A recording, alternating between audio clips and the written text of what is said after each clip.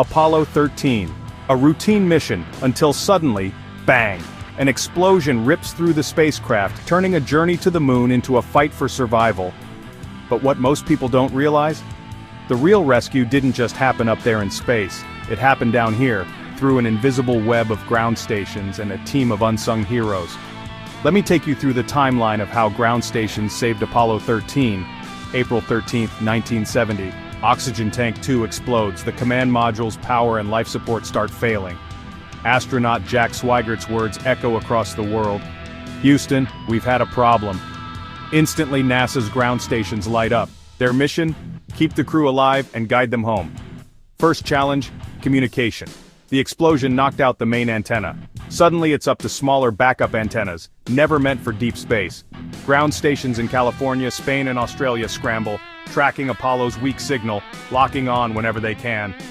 These stations become the crew's only lifeline. Without them, there's just silence. Next hurdle, navigation. Apollo 13 is drifting.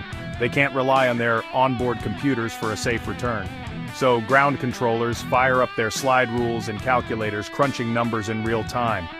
They send precise instructions through those shaky radio links, how to burn the engines, when to turn, how to slingshot around the moon, all coordinated by ground stations pinging signals across the globe. But it gets tougher. The spacecraft's power is fading fast, so they have to ration electricity. Every transmission counts. Ground stations spread out their coverage, handing off Apollo's signal from one antenna to the next, making sure there's never a moment of radio silence.